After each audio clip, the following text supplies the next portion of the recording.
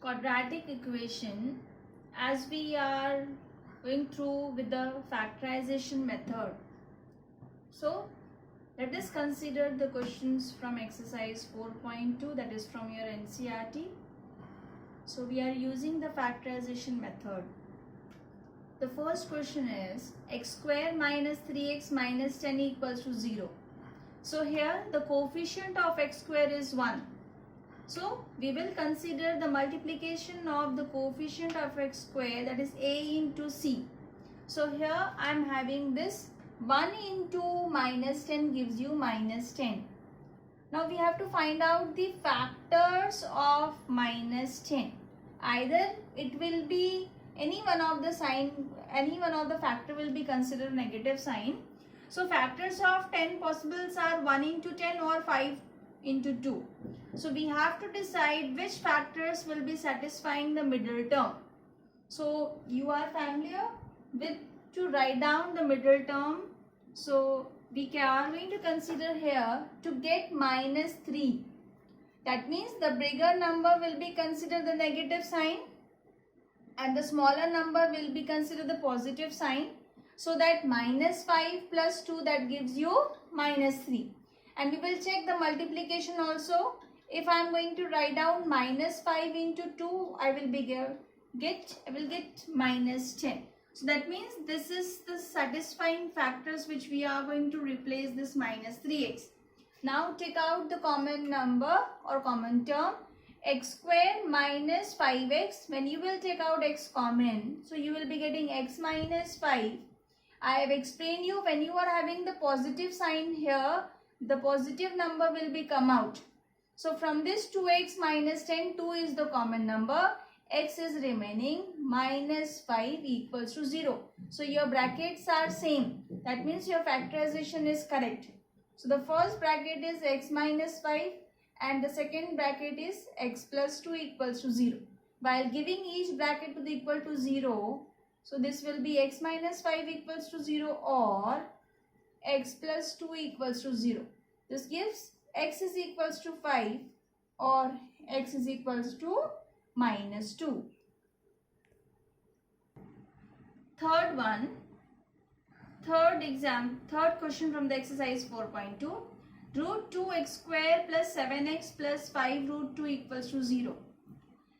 As we are going to consider a into c, that means we are going to find out the multiplication of root 2 into 5 root 2.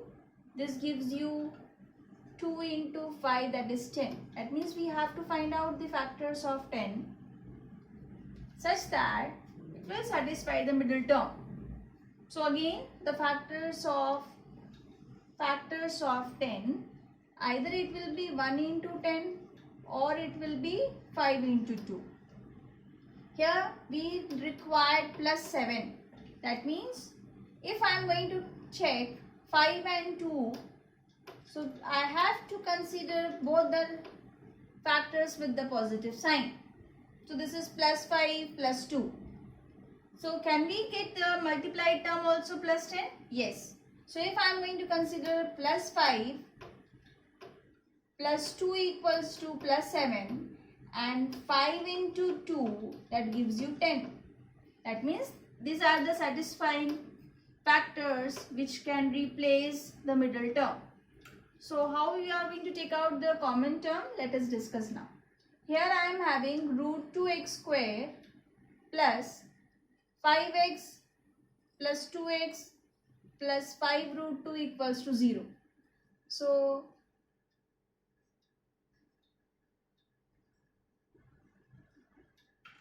how to take out the common term from this? Either you can write 2x here and 5x here. It doesn't matter wherever you are going to write down the factors. If you don't have any common term from this, only x can take out. So this, from these two terms, I am writing x common. And the remaining term is root 2x plus 5. From this, what is the common number? What is the common number? You have to take care that 2 means 2 consists of root 2 into root 2. That means you can take out the common factor from these two terms, that is root 2. So I have taken out root 2 common. So the remaining, if one root 2 will out, then the another root 2 will remaining. So this will be root 2x plus 5 equals to 0. So this is the first, this bracket is same. That means our factorization is correct. So the first bracket you are having root 2x plus 5 plus x plus root 2 equals to 0. So here giving brackets 2 equal to 0. So root 2x plus 5 equals to 0 or x plus root 2 equals to 0. So you will get x is equals to minus 5 upon root 2 after shifting these terms, or x is equals to minus root 2. So in this way you can find out the roots from the given quadratic equation. Don't get confused with the root 2 number or root 2 irrational term as with the x square coefficient. I have explained you, if you are having the variable with the highest degree 2 or the x term with the whole number, you are going to consider it is a quadratic equation. Else the root 2 or any root number is present as an a, b, c values. Okay. The next fifth one, 100x square minus 20x plus 1 equals to 0. Again we will multiply a into c. So this is 100 into 1 gives you 100. Now to find out the factors, 100, the first factors which are coming in the mind, the 10 into 10. So can we check that this factor gives us the middle term? Very easily you can check it. 10 and 10 gives you 20. But how to consider the sign? So you required minus 20. That means you have to give minus 10 gives you minus 20. And when you will multiply minus 10 into minus 10, that gives you positive 100. That means these are the satisfying factors which replace the middle term. Now to write 100x squared minus 10x plus 1 equals to 0. Now take out the common term. From this you are going to take out 10x common. The remaining term is 10x minus 1. I have explained you, whenever you are having the negative sign here in the first term of the second, that you are going to take it out common. Always you have to take out the negative sign, because in positive sign 2 negative signs are there. So when you are going to take out negative sign from positive, negative will be remaining. So here no any common term, that means 1 is the common number. So I am going to write here minus 1. So here you will get plus 10x, and from plus 1 minus we have taken out. That means 1 minus is remaining. So you will get here minus 1 equals to 0. So now this bracket is same.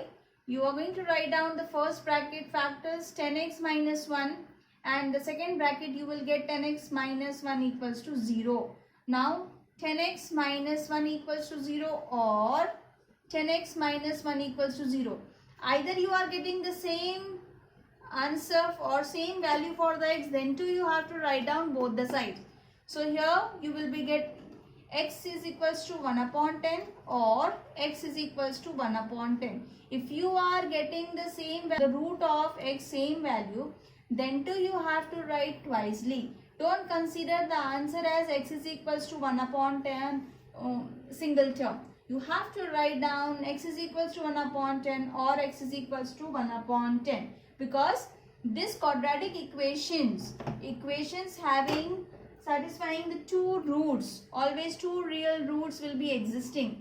Either they will be the same or they will be different. So our answer, when you are going to write down 1 upon 10 are the roots of given quadratic equation. Okay.